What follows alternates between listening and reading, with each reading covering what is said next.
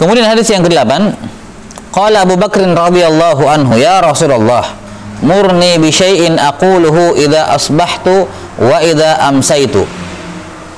Ini juga disebutkan di nuskha yang lama. Abu Bakar As-Siddiq radhiyallahu taala an berkata, siapa namanya Abu Bakar As-Siddiq? Abdullah bin Abi Quhafa. Abu Quhafa itu kunyah. Siapa namanya Abu Quhafa? Nama bapaknya? Utsman. Tayyib Hasan. Abdullah bin Utsman. Kunyahnya Utsman Abu Quhafa. Nah, qala Abu Bakar radhiyallahu taala an, radhiyallahu anhuma, karena beliau dan bapaknya apa? Sahabat. Nah, beliau dan bapaknya apa? Sahabat. Disebutkan oleh sebagian ahli ilmu hanya ada dua apa namanya keluarga di masa Nabi sallallahu alaihi wasallam yang semuanya Islam, bapak, suami, istri, anak-anak seluruhnya. Iya. Yang kedua saya lupa. Yang pertama ini keluarganya Abu Bakar Siddiq. Yang kedua agak jarang sahabatnya terdengar ini. Jarang riwayatnya. Iya. Tapi ini keutamaan dari Alu Abi Bakar. Ya, beliau adalah salah satu keluarga yang semuanya masuk Islam tanpa kecuali. Tidak ada yang tidak masuk Islam. Nah, berbeda dengan yang lainnya kayak Umar bin Khattab, Utsman bin Affan, Ali bin Abi Thalib, tidak keluarga besar beliau tidak masuk Islam. Ya, yakni tidak seluruh dari keluarga beliau masuk Islam. Kata Abu Bakar As-Siddiq radhiyallahu anhu, ya Rasulullah, murni bi syai'in aquluhu idza asbahtu wa idza amsaitu. Ya Rasulullah, perintahkan kepadaku ya suatu ucapan, yakni ajarkan kepadaku satu ucapan yang saya bisa baca di waktu pagi, di waktu subuh dan waktu petang. Qala qul, beliau berkata baca ini. Nah, dan tentunya di sini walaupun lafadznya lafadz amr, tapi apa? Yufidu apa namanya? Al-istihbab. Ya, perintah di sini bermakna sunnah.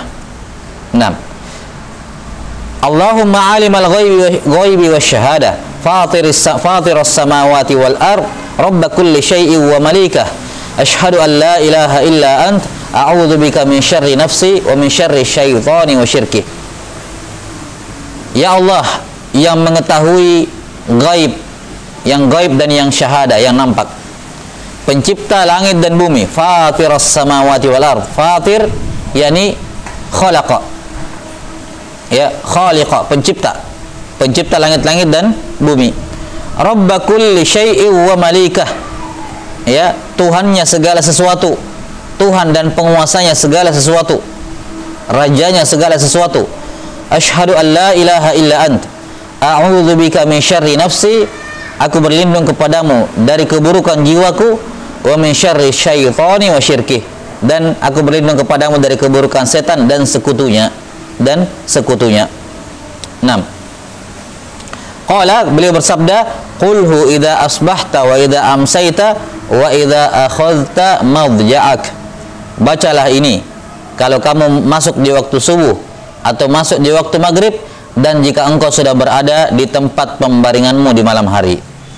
Ya, maka ini perhatikan zikir ini sebagai tambahan zikir apa? Ada berapa kemarin zikir mau tidur? Ada 10 ya. Ya, adzkarun naum ada 10. Nah, ini tambahannya, bisa ditambahkan ini karena di sini juga disebutkan bahwa zikir ini dianjurkan oleh Nabi sallallahu alaihi wasallam dibaca idza akhadhta madja'ak. Dan sudah kita sebutkan bahwa al-madja' itu dalam istilah orang-orang Arab diitlakan untuk tempat tidur di malam hari. Adapun tempat tidur di siang hari tidak dikatakan madja'. Maka ini syarat bahwa ini zikir dibaca sebelum tidur di malam hari. Sebelum tidur di malam hari. Baik. Dikatakan di sini a'udzubika min syarri nafsi wa min syarri syaitani wa syirki. Nah, ini menunjukkan bahwasanya ini dua keburukan yang berbeda. Keburukan jiwa dan keburukan apa? Syaitan. Ya, keburukan jiwa dan keburukan syaitan. 6.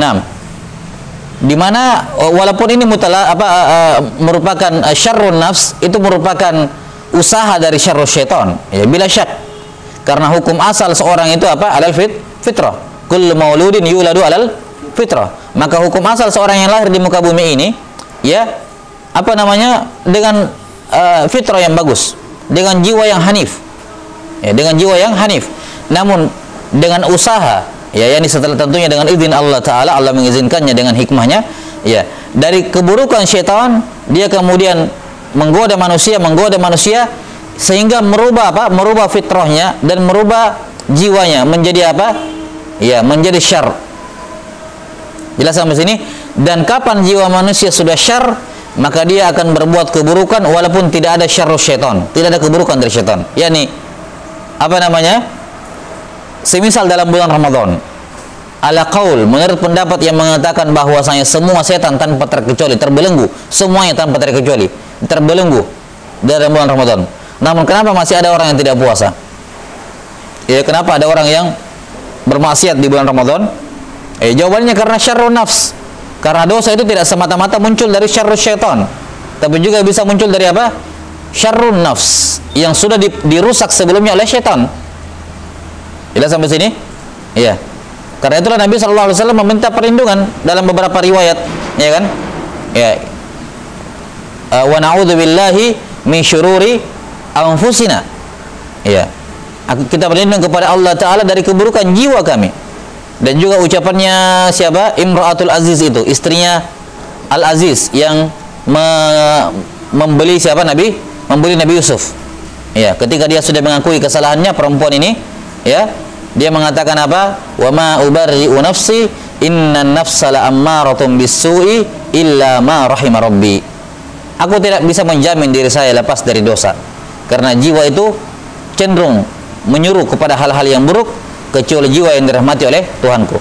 Maka ini dua keburukan yang berbeda yang kita harus minta tolong, karena dosa dan maksiat tidak selamanya dari syaitan. Oke lah, dia pemicu awalnya seluruhnya, ya kan? Tapi bukan berarti ketika seorang berbuat dosa, ya, kemudian murni syaitan seluruhnya. Yang bisa jadi itu dikarenakan memang jiwanya yang rusak, syarrun nafs. Maka kita minta perlindungan dari Allah Ta'ala kepada Allah Ta'ala, minta perlindungan kepada Allah Ta'ala dari keburukan jiwa. Ya. Nah, dan ini keburukan jiwa bisa menjadi lebih berbahaya dibandingkan syarrus syaitan. Mengapa? Karena keburukan syaitan kita bisa minta perlindungan dengan ta'awudz. A'udzubillahi minasyaitonir rajim. Ya. Tapi jiwa yang senantiasa tapi kalau jiwa yang buruk, yang mana jiwa ini merupakan bagian dari dirinya, tidak terlepas dari dirinya, bukan perkara yang bukan suatu zat yang ajnabi sebagaimana setan. Asalnya kan setan tidak bagian dari kita. Iya. Kita bisa berlindung darinya. Tapi kalau jiwa sudah rusak, ya bagaimana caranya? Ya tentunya Allah Ta'ala bisa memberikan perlindungan, tapi tentunya lebih berat kondisinya karena jiwa ini bagian dari diri kita. Karena itulah ketika Nabi sallallahu alaihi wasallam bersabda, ya, tentang hati, idza fasadat fasadal jasadu kulluh. Kalau dia buruk, maka buruk seluruh tubuhnya. Nah, maka sangat penting bagi seorang muslim untuk meminta perlindungan kepada Allah min syarrin nafs, dari keburukan jiwanya. Baik. Kemudian hadis yang ke-9, qala hafizahullah, lam yakunin nabiyyu sallallahu alaihi wasallam yad'u haula'i ad-da'awati hina yusbih wa hina yumsi. Bahwa Nabi sallallahu alaihi wasallam tidak pernah meninggalkan doa ini di waktu pagi dan petang. Ini doa juga sangat besar, ya. Masya Allah, sangat besar faidahnya, sangat besar nilainya, sangat besar kandungannya, terkhusus di masa-masa pandemi seperti ini.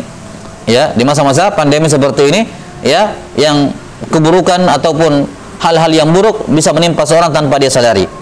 Ya, dikatakan Nabi sallallahu alaihi wasallam tidak pernah meninggalkan doa ini di waktu subuh dan petang. Allahumma inni as'aluka al-afiyata fid dunya wal akhirah.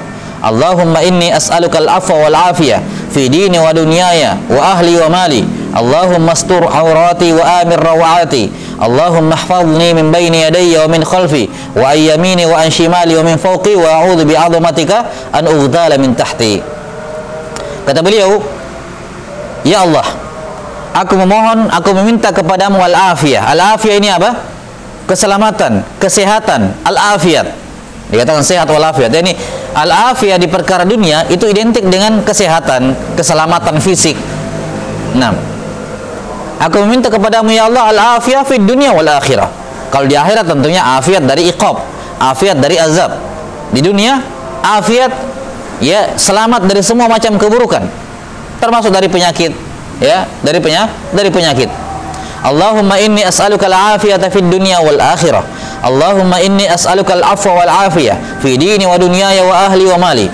Ya Allah, aku memohon kepadamu maaf, ya, ampunan darimu, al-afiyah, dan juga keselamatan, ya kesejahteraan pada agamaku, pada duniaku, pada keluargaku, pada hartaku. Ini doa-doa yang jami' yang selayaknya dihafalkan oleh setiap muslim. Allahumma astur aurati wa amir rawati. Ya Allah, tutuplah auratku. Yani tutuplah segala hal yang kalau orang lain tahu akan memalukan bagi saya. Tutupi semua dosa-dosa yang saya lakukan sendiri-sendiri. Yang kalau orang tahu saya akan malu besar. Ya. Tutuplah auratku. Dan termasuk di dalamnya apa? Karena aurat adalah asalnya secara bahasa sesuatu yang apa namanya? Qubh, untuk dilihat, tidak bagus untuk dilihat. Itu aurat secara bahasa. Dan yang dimaksud di sini aurat umum, baik aurat bersifat fisik ataupun yang sifatnya tadi hal-hal yang sifatnya membuat seorang malu kalau diketahui oleh orang lain. Ya. Jelas sampai sini? Allahumma astur aurati. Tutuplah auratku, tutuplah hal-hal yang memalukan dariku. Baik berupa perbuatanku, ucapanku, ya. Wa amir rawati, dan berikanlah keamanan kepadaku dari rasa takut. Ya, ini doa-doa yang di masa-masa ini dan setiap masa tentunya, terkhusus di masa-masa yang seperti sekarang, seorang minta kepada Allah Subhanahu wa taala, berikanlah keamanan kepadaku dari rasa takut, sehingga dia tidak akan takut kepada apapun kecuali kepada Allah Subhanahu wa taala. Ya. Sudah sampai sini?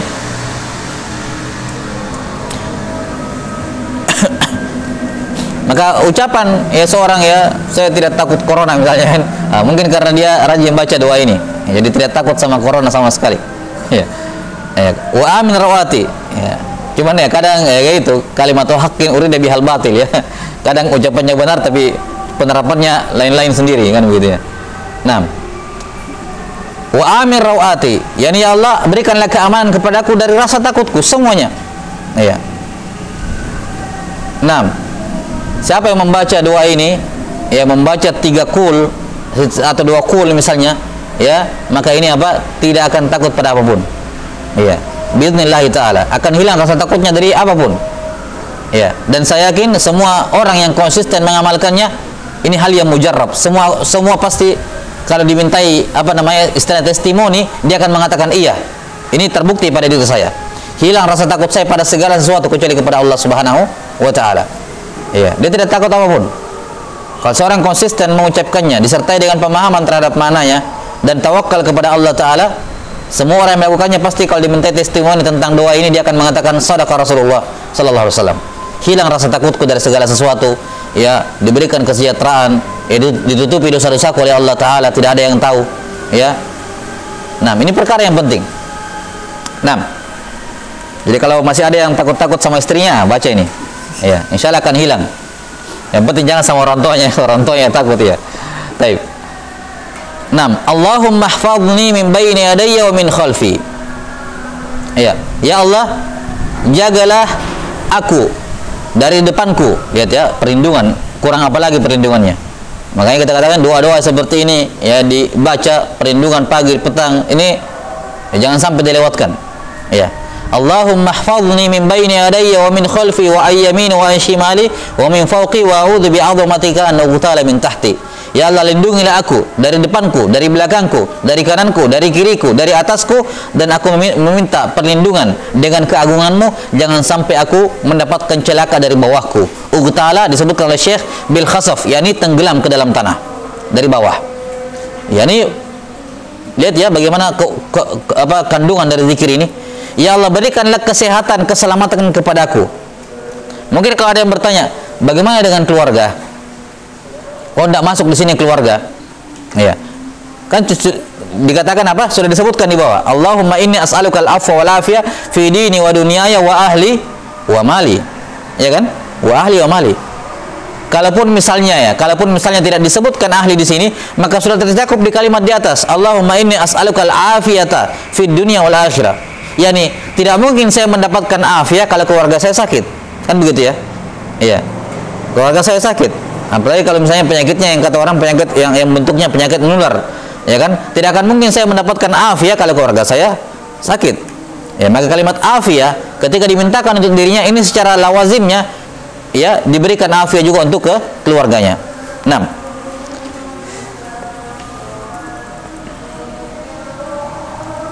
Kemudian zikir yang 10. Qala rahimahullahu hafizahullahu taala qala an-nabiy sallallahu alaihi wasallam sayyidul istighfar an taqul. Kenapa dikatakan sayyidul istighfar? Ya, dikatakan oleh Syekh di catatan kakinya di footnote-nya lil istighfari iddatu siyagh. Istighfar itu punya beberapa lafaz. Minha astaghfirullah, rabbighfirli, ghufranak. Ini lafaz-lafaz yang bisa dibaca ketika seorang istighfar. Astaghfirullah, rabbighfirli, atau Allahumma ghfirli, atau ghufranak dan semacamnya. Ya, tapi wa afdalu anwa'i siyagil istighfar ma warada fi hadzal hadis. Namun teks istighfar yang paling bagus, lafaz istighfar yang paling afdal adalah apa yang tersebut di hadis ini. Karenanya dinamakan apa? Sayyidul istighfar, yakni lafaz istighfar yang paling bagus. Itu mana sayyid? Ketika dikatakan apa maknanya sayyidul istighfar, yakni ini lafaz istighfar yang paling bagus. Kenapa? Yang paling panjang. Yang paling panjang. Baik.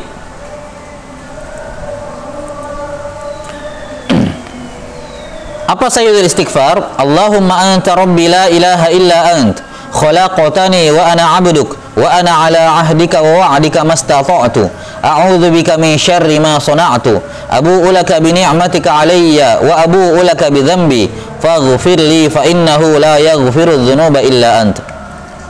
Ya Allah, Engkau adalah Tuhanku dan Engkau adalah Tuhanku, tiada ilah selainmu yang hak selainmu. Ya, Engkau menciptakan aku, karenanya lah aku menjadi hambamu. Engkau wa ana ala ahdika wa wa'dika mastata'tu.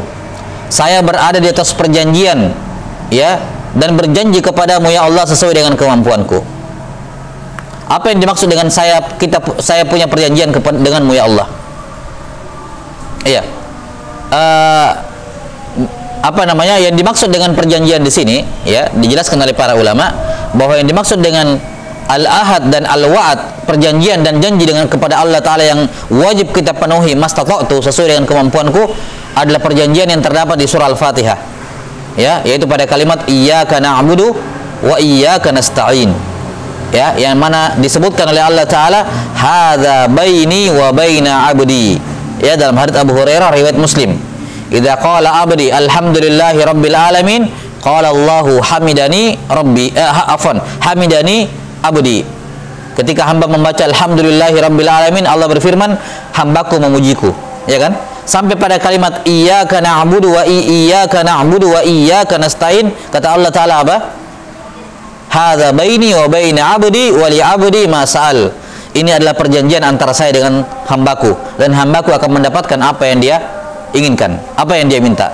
Maka ya Allah, kami beribadah hanya kepadamu, beribadah kepadamu dan hanya beristi'anah kepadamu. Inilah perjanjian kita dengan Allah Ta'ala, ya. Dan ini juga perjanjian yang diambil oleh Allah Ta'ala pada roh kita seluruhnya di awal-awal sebelum di awal sebelum Allah Ta'ala menciptakan Nabi Adam alaihissalam, ya. Alastu bi rabbikum, bukankah saya adalah sembahan kalian? Nah, maka al-wa'ad dan al-ahad di sini adalah kalimat iyyaka na'budu wa iyyaka nasta'in. Nah, a'udzu bika min syarri ma sana'tu. Aku berlindung kepadamu dari keburukan perbuatanku. Abu'u laka bi ni'matika 'alayya wa abu'u laka bi dzambi. Aku mengakui semua nikmatmu kepadaku dan aku mengakui semua dosaku kepadamu. Faghfirli, karena itulah ampunilah aku. Fa innahu la yaghfiru dzunuba illa ant. Karena tidak ada yang mampu mengampuni dosa selain Engkau ya Allah. Nah, siapa yang membaca zikir ini, kata beliau, qala man qalaha minan nahari muqinan biha famata min yaumihi qabla an yumsiya fahuwa min ahlil jannah. Siapa yang membaca sayyidul istighfar di waktu siang, yakni maksudnya di subuh hari, ini zikir pagi petang, di pagi hari, ya, muqinan biha, dalam keadaan meyakininya, famata min yaumihi qabla an yumsi, lantas dia meninggal di siang hari sebelum maghrib, fahuwa min ahlil jannah, maka dia penghuni surga. Dengan syarat dia ucapkan muqinan biha, yakin terhadap setiap kandungannya. Dan tidak mungkin seorang yakin kalau tidak tahu apa terjemahannya, minimal terjemahannya. Tidak bisa dia yakini. Baik. Wa man qalaha min al-laili wa huwa muqinun biha famata qabla an yusbiha fahuwa min ahlil jannah. Dan siapa yang mengucapkan sayyidul istighfar di malam hari dalam keadaan dia meyakininya, lantas dia meninggal sebelum subuh, maka dia pasti dia termasuk penghuni surga. dia termasuk penghuni surga. Baik. Sayyidul istighfar ini dikatakan istighfar yang terbaik. Mengapa? Kita bisa lihat kandungannya. Pertama, di antara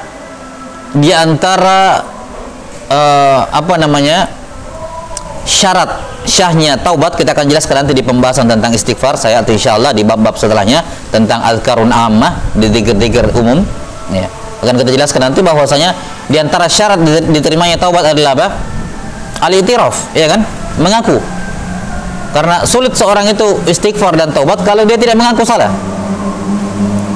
Ya kan? Sulit. Orang yang melakukan kebidahan kemudian dia yakin itu sunnah, ya sulit untuk bertobat. Bukan tidak mungkin, tapi sulit. Kenapa? Dia tidak mengaku salah, tidak tahu dirinya salah. Maka langkah yang pertama seorang untuk istighfar adalah mengakui dosa, dan ini merupakan syarat syahnya taubat. Dan itu terdapat dalam sayyidul istighfar pada kalimat apa? Abu ulaka bidzambi. Aku mengakui apa? Dosaku. Maka terdapat syarat ini di sini. Ya. Abu ulaka bidzambi. Kemudian apa? Ya. Lihat pernyataan-pernyataan yang sebelumnya, ini pernyataan fitrah. Ya kan? Khalaqtani wa ana 'abduk wa ana 'ala ahdika wa wa'dika mastata'tu. Ya. Ini semua merupakan apa? Pujian kepada Allah Subhanahu wa taala, kalimat pernyataan kepada Allah Subhanahu wa taala. Nah, kemudian di antara juga keutamaan atau di antara hal yang memperkuat istighfar itu menjadi hebat adalah ketika seorang istighfar kepada Allah, dia yakin bahwa tidak ada yang mengampuni dosanya selain Allah. Dan ini juga terdapat di akhir. Fa innahu la yaghfiru dzunuba illa ant. Ya. Ini poin istighfar yang sangat penting harus diperhatikan oleh seorang muslim. Ketika dia istighfar, dia harus merasakan, menghadirkan dalam hatinya bahwa saya istighfar kepada Allah karena tidak ada tempat istighfar lain kecuali kepadanya. Hanya dia yang bisa mengampuni dosa. Biar mau istighfar kepada Nabi Muhammad SAW tidak bisa, kepada Jibril tidak bisa, hanya Allah yang mampu. Nah, kalau ini diyakini oleh seorang, maka insya Allah tidak akan bermasalah dosa bagi dirinya selama dia terus memperbarui istighfarnya. Ketika habis berbuat dosa, dia istighfar, dan dia istighfar karena meyakini apa? Tidak ada yang mampu mengampuninya kecuali Allah. Karena itu dalam riwayat Al-Bukhari disebutkan dalam Sahih Al-Bukhari, ada seorang hamba yang berbuat dosa. Ya. Ada seorang hamba yang berbuat dosa. Ya. Kemudian setelah itu dia istighfar. Ya, dia apa? Beristighfar. Ya. Kemudian dia mengatakan, Allahumma gfirli fa innahu la yaghfiru dzunuba illa ant. Ya Allah, ampunilah dosaku karena tidak ada yang mampu mengampuni dosa selainmu ya Allah. Maka apa? Allah Subhanahu wa taala mengampuninya. Setelah itu berikutnya dia berbuat dosa lagi. Ya. Setelah itu dia menyesal, istighfar, taubat lagi. Dia beristighfar kepada Allah Ta'ala dalam keadaan meyakini fa innahu la yaghfiru dzunuba illa ant. Tidak ada yang mampu mengampuni dosa selain Allah. Setelah itu dia berbuat dosa lagi, dia istighfar kembali. Kemudian ketika dia istighfar, dia meyakini itu tidak ada yang mengampuni dosa selain Allah. Kemudian setelah kali yang ketiga kata Allah Ta'ala, ya, falyamal ibadi falyamal abdi ma syaa. Silakan hambaku berbuat sesukanya. Ya. Silakan hambaku berbuat sesukanya. Aghfiru lahu. Saya sudah mengampuninya. Yani apa? Dikarenakan keyakinan dia bahwa tidak ada yang mampu mengampuni dosa selain Allah Subhanahu wa taala. Maka ini keyakinan yang penting, dan inilah salah satu faktor yang memperbesar nilai istighfar. Nilai sayyidul istighfar. Fa innahu la yaghfiru dzunuba illa ant.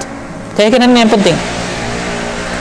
Dan di antara zikir yang diajarkan kepada Abu Bakar Siddiq radhiyallahu taala Nabi sallallahu alaihi wasallam ajarkan kepada Abu Bakar Siddiq radhiyallahu doa istighfar untuk dibaca di dalam salat. Ya, dibaca di dalam salat dalam riwayat Bukhari Muslim. Allahumma inni dzalamtu nafsi dzulman katsira, dalam riwayat lain kabira. Ya, Allahumma inni dzalamtu nafsi dzulman katsira. Ya, dalam riwayat lain kabira. Karena kata sebagian ulama, ya afdalnya digabungkan saja dua-duanya. Ya, karena dua-dua riwayatnya sahih. Nah, dua-duanya dalam Bukhari Muslim. Allahumma inni dzalamtu nafsi dzulman katsira wa kabira wa la yaghfiru dzunuba illa ant. Lihat, lagi-lagi ada di sini kandungannya. Wa la yaghfiru dzunuba illa ant.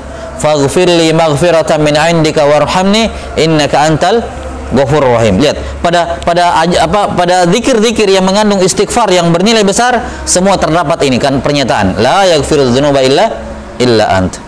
Jelas sampai sini? Maka ini keyakinan yang selayaknya hadir dalam hati seorang hamba ketika dia beristighfar kepada Allah Ta'ala.